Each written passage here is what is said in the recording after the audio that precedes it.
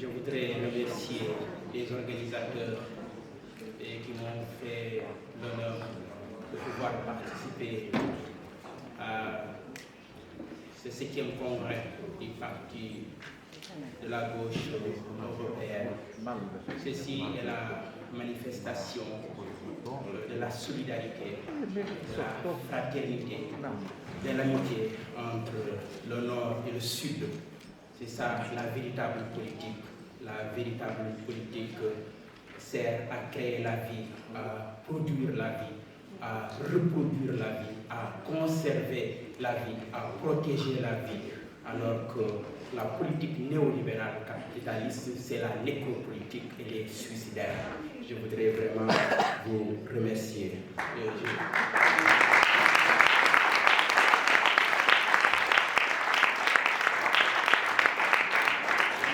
Je viens de la nation la plus pauvre du monde, la nation africaine, mais qui aspire à la dignité. Ce soir, je voudrais parler au nom des peuples africains qui aspirent à la dignité, qui aspirent à l'émancipation, qui aspirent à la liberté, qui aspirent à la démocratie. Mais aussi, je voudrais parler au nom de cette jeunesse africaine qui bouge un peu partout en occupant les places publiques. Je pense à la jeunesse qui a occupé la place Tahrir en Égypte, la place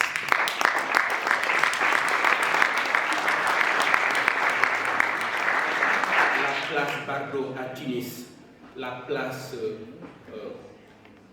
Maurice en Algérie, la place de la victoire à Kinshasa, la place de la révolution au Burkina Faso, la place Obélisque à Dakar. Ces places sont le symbole du renouveau de notre démocratie, de cette jeunesse qui aspire au changement de l'Afrique. Notre Afrique est fortement encore marquée par la domination néocoloniale, la domination économique, la domination culturelle, la domination écologique.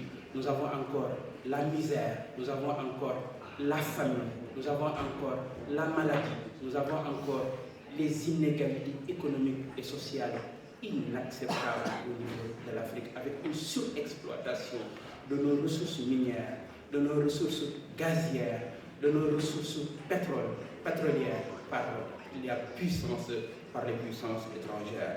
La domination économique encore, nous vivons dans la pauvreté. 38% des Africains vivent avec moins de 1,90 $ par jour, alors qu'en Asie c'est 16,7%, en Afrique du Nord c'est 4,8% et au Moyen-Orient. Donc c'est ça la situation dramatique. Et tout ceci se manifeste aussi à travers l'immigration clandestine.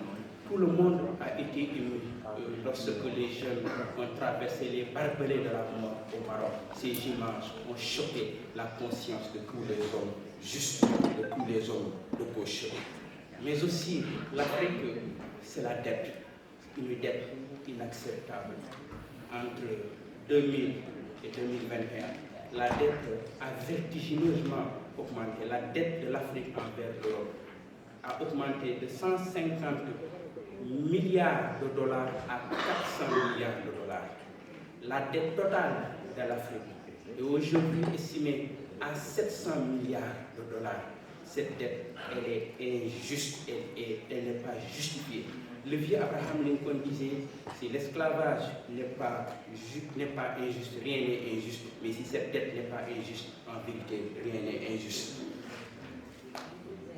Nous vivons aussi une domination monétaire. Aujourd'hui, 14 pays de l'Afrique subissent le franc CFA, une monnaie imposée par une puissance coloniale. C'est 200 millions d'habitants. C'est inacceptable, cette répression aussi monétaire.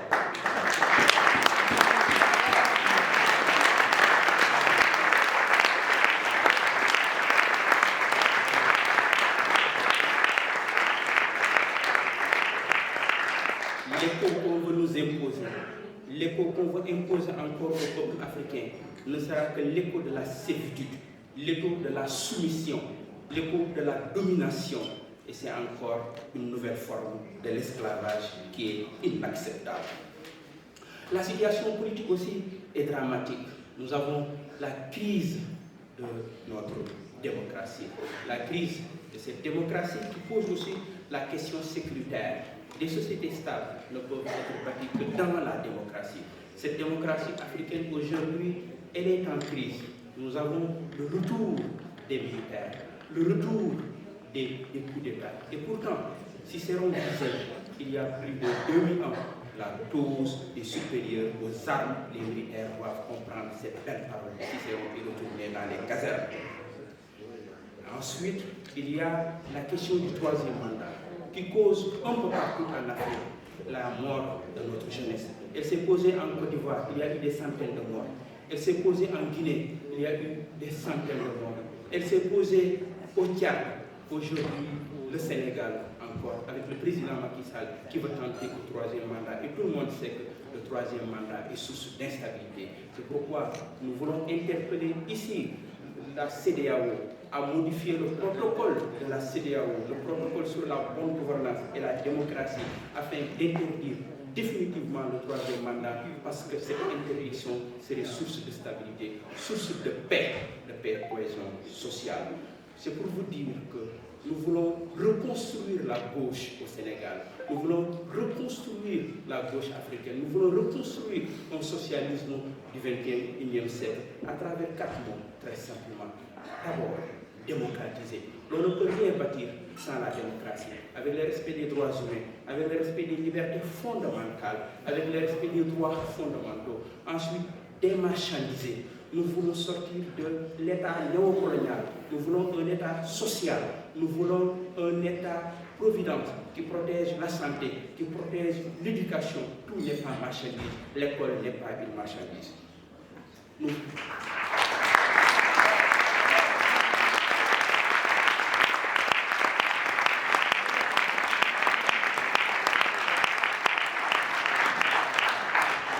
Mais aussi écologiser. Écologiser, nous devons protéger les ressources naturelles. Descartes a eu tort de dire que l'homme est maître et possesseur de la nature. L'homme n'est ni maître et possesseur de la nature. Nous devons protéger la planète, protéger notre écosystème. Sinon, ce serait une entreprise suicidaire qui va hypothéquer l'avenir des futures générations. Nous n'avons pas ce droit. Et enfin, décoloniser. Décoloniser la pensée. Décoloniser la politique, mais aussi décoloniser la gauche. Oui, il y a une conception eurocentrique de la gauche. Nous voulons...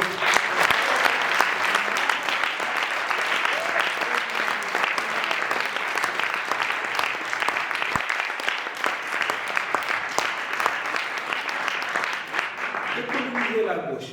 Oui, le concept de gauche est né en Europe, mais dans toutes les sociétés humaines, il y a eu des pratiques de gauche, il y a eu des expériences de gauche. C'est pourquoi, au Sénégal, nous avons voulu partir à partir de notre propre contexte. Et nous nous sommes inspirés du père du cinéma africain, Sembé Ousmane, qui a écrit cet ouvrage, Guelwaar, et nous nous appelons nous les Guelwaar. Guelwaar est le symbole du patriote engagé à servir sa vie jusqu'à y laisser sa vie. Il tombe en martyr de la démocratie, en martyr de la liberté, en martyr de la justice. C'est pourquoi au Sénégal, notre parti, nous nous appelons les Guelwaar. Oui, Sembé Ousmane a dit quelque chose d'extraordinaire à travers son personnage Guelwaar. Il dit l'index pointé à l'horizon à un étranger, c'est pour indiquer le chemin. Les 5 doigts ouvertes, les 5 doigts réunis, paume ouverte à un étranger, c'est mendier. Nous, en Afrique, nous refusons désormais de mendier. Nous voulons montrer l'index pour indiquer le chemin de la liberté, le chemin de la dignité, le chemin de l'émancipation, le chemin de la démocratie, le chemin d'une seconde émancipation qui nous sort définitivement de l'État néocolonial. C'est même Guelwaar dit ceci, la sécheresse, la famine, les maladies ne sont pas des opprobres. L'opprobre, c'est lorsque ceux qui nous gouvernent ne sont pas capables de prévoir l'affrontement de la nature. L'opprobre, c'est encore lorsque tout un peuple attend qu'un autre peuple le nourrisse, l'habille, le soigne. Et ce peuple de Mandiang, comme nos dirigeants n'ont qu'un seul mot à se répéter de génération en génération, Djeredjef, qui signifie merci, merci. Nous refusons de tendre la main. Nous voulons désormais prendre notre destin en main et construire une nouvelle gauche en Afrique, parce que vive l'Afrique libre, vive la nouvelle Afrique. Je vous remercie.